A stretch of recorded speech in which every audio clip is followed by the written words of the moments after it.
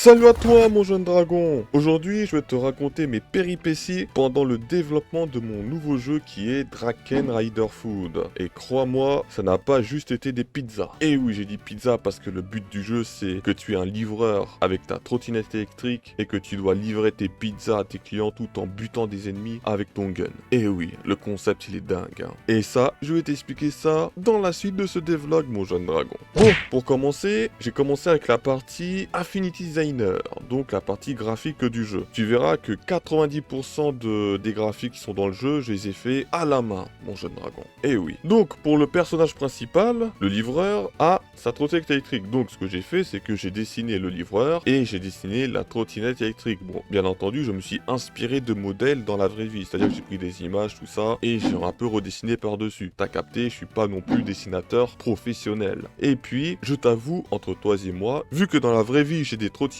électriques, je me suis inspiré de mes propres trottinettes électriques quand j'ai créé ce jeu. Et oui, la première trottinette, la toute fine et tout, jusqu'aux trottinettes ultra balèzes que j'ai aussi chez moi. Donc j'avoue que pour ce jeu, je me suis un peu inspiré de ce que j'ai. Et pour le concept pizza, ce jour-là, j'avais une envie de pizza. Et c'est comme ça que j'ai eu cette idée de jeu. Et oui, cocasse, hein. Bref, revenons à notre sujet, les graphismes. Du coup, comme je te disais, j'ai créé le personnage à la main de moi-même et j'ai fait frame par frame chaque trottinette pour que quand je le mets dans le moteur de jeu, ça puisse s'animer. Bon, on pourrait croire que ça a été super long, mais frame par frame, non, ça n'a pas été très long parce que j'avais juste à tourner la roue à 45 degrés. Et j'ai fait ça 3 fois, donc 45 degrés, hop, j'ai dupliqué l'image, hop, 45 degrés, et comme ça, les trois ensemble fait que on voit que la roue qui tourne. Voilà, ça n'a pas été très compliqué. Mais par contre, là où ça a été plus compliqué, ou plutôt long, c'est que j'ai dû dupliquer le livreur, mais avec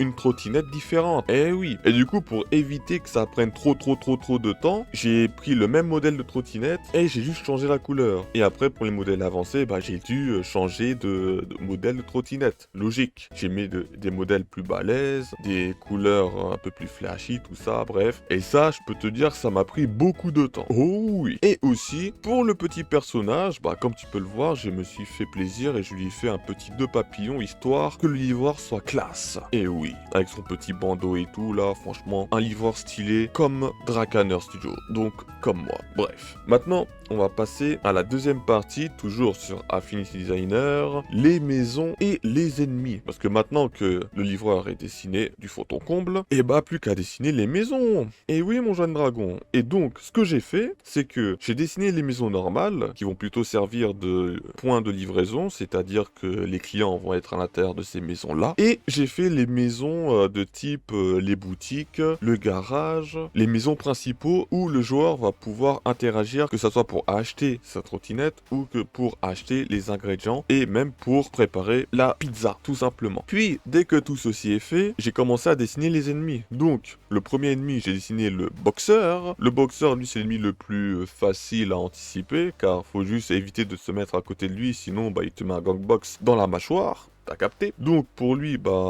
simple, tu tires jusqu'à ce qu'il soit dead. Et puis, j'ai dessiné le tireur qui lui, il sera plus distance. Donc là, ça veut dire que là, dès que tu le vois, faut vraiment que tu lui tires dessus. Sinon, si jamais il s'approche un peu trop de toi, il te tire dessus directement. Et puis, il y a le tracteur, la voiture de police et les deux tanks de la US Army. Bon, pour les deux tanks, c'est pas moi qui les a dessinés, mais je les ai pris dans les ressources à l'intérieur de GDevelop. Parce que bon, dessiner un tank, ça m'aurait pris beaucoup trop de temps. Je me sentais pas capable de dessiner un tank de moi-même. Du coup, j'ai pris les tanks qu'il y avait sur GDevelop. Et tout ça, là, toute la partie graphique que je t'ai dit, ça a pris environ 3-4 semaines. Maintenant, niveau codage, j'ai commencé par la scène du menu, avec une image bien stylée, avec une musique entraînante, mais vraiment en mode, tu vois que là, ça rigole up. T'es mal l'image. Putain, on est d'accord qu'il est stylé quand même, hein. Bref, ensuite, par mesure de sécurité, vu que mon jeu, il va aller sur mobile, et que c'est un free-to-play, et que, théoriquement, je gagne de l'argent avec avec les publicités que je vais mettre dans mon jeu. Bon, ça, on y viendra plus tard. Bah, ce que j'ai mis à la scène du menu, c'est que si jamais par exemple le joueur n'a pas de connexion internet ou qui se met en mode avion, et bah tout simplement je mets un petit message qui dit grosso modo que si tu veux jouer au jeu, mets ta connexion internet, tout simplement. Et oui. Donc une fois que c'est fait, je suis passé au côté gameplay. Donc pour le côté gameplay, c'est simple. Déjà j'ai eu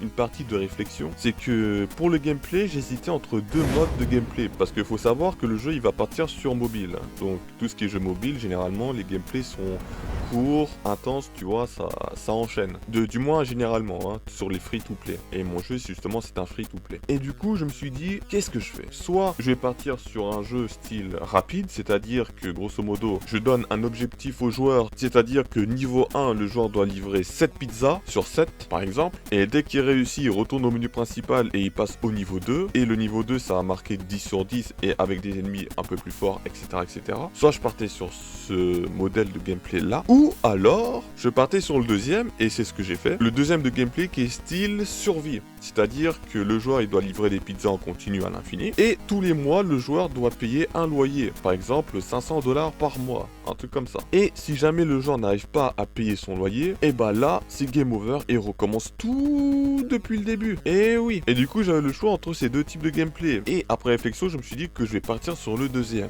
Est-ce que c'est une bonne idée de ma part de partir sur ce genre de gameplay sur mobile? Ça je vais le savoir quand mon jeu sera sur les stores. Pour l'instant je ne sais pas. Bon, maintenant que ça c'est fait, je me dis comment je vais faire la map du jeu. Du coup, à mon habitude, je prends un papier, un crayon, un stylo, tout ce que tu veux, et je fais des gribouillis pour chercher l'inspiration. Car moi j'aime bien dessiner tout ça sur papier, tout ça, faire des crayons, machin chouette et tout. Ça travaille ma créativité. Perso, je marche comme ça. Et dès que j'ai à peu près mon petit croquis dessin, stylo bic et tout ça, machin chouette, là je me dis, ouais, là c'est cool Dracaner, là on va mettre ça dans la scène du jeu. Et du coup, dès que j'ai mon petit croquis et tout, et bah je me dis que on va chercher quelques tuiles qui va me servir de route, hein, tout simplement. Et dès que j'ai les routes et tout, bah j'utilise Piskel pour faire le découpage et exporter directement dans GDevelop. Piskel qui est à l'intérieur de GDevelop, qui est déjà intégré dans le moteur du jeu. Ce qui fait que j'ai pas besoin d'utiliser un logiciel externe comme GIMP ou quoi que ce soit. Maintenant que toute la partie gameplay est codée, bon je rentre pas trop dans les détails, mais maintenant on va passer à la partie polish. C'est que dès que tout ceci est fait, le côté codage tout ça est fait, et bah par exemple quand tu tues un ennemi, et bah l'ennemi il explose. Oui il explose littéralement, ça fait boum quoi. Il explose et sa tête il part vers le ciel. Et ouais, et aussi j'ai mis un peu ma belle petite voix dans certaines situations. Et aussi quand tu arrives à livrer ta pizza au client, et bah en fonction des clients, et bah t'as une petite animation sympathique. Par exemple la première cliente, bah elle te fait un bisou. Et pareil le prix du bisou, c'est moi qui les ai fait. Avec ma belle voix, j'ai fait un petit mouah, t'as capté. Et ensuite le deuxième client par exemple, bah si t'arrives à lui livrer sa pizza, bah il te met un gros coup de pied dans le derche. Et oui, et ainsi de suite, et des animations bien variées. Et ça je te laisse découvrir ça par toi-même. Maintenant que j'ai fait mes petites polish et tout, et bah vient le moment d'ajouter des publicités. Bon, bien entendu, je vais pas ajouter des publicités intrusives parce que c'est un peu relou pour le joueur. Le seul publicité intrusive que j'ai mis, c'est en cas de game over, voilà, qui apparaît une fois sur deux au passage. Ensuite, j'ai mis quelques pubs contre récompense un peu partout pour faciliter le gameplay aux joueurs. Donc ce sera au choix du joueur, tout simplement. Et ensuite, je décide d'ajouter la scène RGPD, donc la scène qui sera avant la scène du menu, parce que vu qu'il y a des publicités qui a été mis dans le jeu, je suis obligé de mettre une scène de RGPD comme quoi oui je suis consentant machin chouette. T'as capté.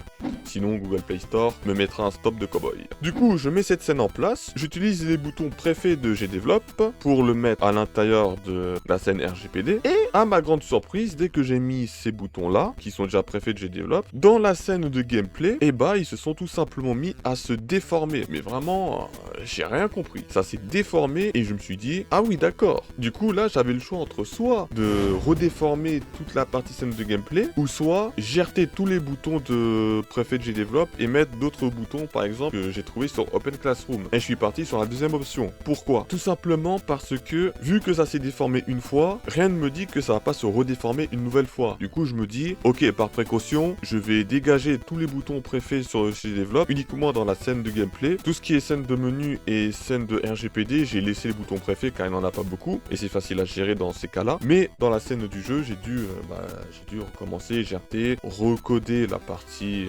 interaction bouton, machin chouette, etc., etc. Ensuite vient le moment où j'ajoute la sauvegarde. Bon, pour ça, pour faire simple, j'ai mis de la sauvegarde automatique. Comme ça, à chaque fois que le joueur fait une action, j'ai mis un bout de code de sauvegarde qui se déclenche automatiquement. J'ai mis ça dans un groupe d'événements pour que j'ai juste à copier-coller et le mettre à chaque endroit de mon code stratégiquement pour que à chaque action du joueur, pratiquement, hein, j'ai dit, bah ça sauvegarde. Par exemple, il achète un ingrédient, il achète de la farine, ça sauvegarde automatiquement. Du coup, ça c'est quelque chose qui m'a pris pas mal de temps, mais au moins sauvegarde automatique assurée. Ensuite, la partie tutoriel, parce que oui, j'ai aussi créé une scène de tuto parce que mon jeu il est quand même spécial. Hormis le fait que tu dois livrer des pizzas avec une trottinette électrique tout en butant des ennemis. Quand je dis spécial, c'est vraiment le gameplay est spécial, c'est-à-dire que pour se déplacer à droite et à gauche, bah tu dois appuyer une seule fois sur la flèche de droite pour te déplacer à droite. Et si tu veux t'arrêter de te déplacer, bah tu dois rappuyer sur la flèche de droite pour t'arrêter de te déplacer à droite. Et ça, c'est pas intuitif, car généralement quand tu joues sur mobile, t'appuies longtemps sur la flèche de droite pour te déplacer. Sauf que là, c'est différent. Étant donné que le bouton saut, il est à gauche, comme au même endroit des flèches de déplacement, bah forcément, appuyer en maintenant sur la flèche de droite, bah ça aurait été beaucoup trop compliqué, tu vois. J'ai moi-même essayé et j'ai vu que c'était trop compliqué, il fallait, et le mieux c'était d'appuyer une seule fois, et comme ça tu sautes au moment opportun. Voilà, c'est beaucoup mieux. Parce que à droite, il y a le bouton de tir, c'est pour ça j'ai pas mis le bouton de saut à droite. C'est maintenant l'heure de la conclusion. Si jamais tu veux tester mes jeux en avant-première, je t'invite à rejoindre mon serveur Discord qui est en lien dans la description. Et en ce qui concerne du jeu, bah ça m'a pris 4 mois. Et du coup, bah ça m'a pris beaucoup de temps. Et peut-être que à l'heure que tu regardes la vidéo, mon jeu est déjà sorti sur Google Play Store. Donc, je te laisse checker ça sur Google Play Store. Et dans tous les cas, le logo du jeu, c'est celui-ci. Et de toute façon, si jamais le jeu il est sorti, bah je ferai une vidéo trailer que je mettrai sur ma chaîne YouTube. Donc, dans tous les cas, tu seras au courant, mon jeune dragon. Bref, si la vidéo t'a plu, n'hésite pas à lâcher ton plus gros like, à t'abonner à ma chaîne pour ne rien rater de mes futures vidéos. Sur ce, je te dis, prends soin de toi et... Outro.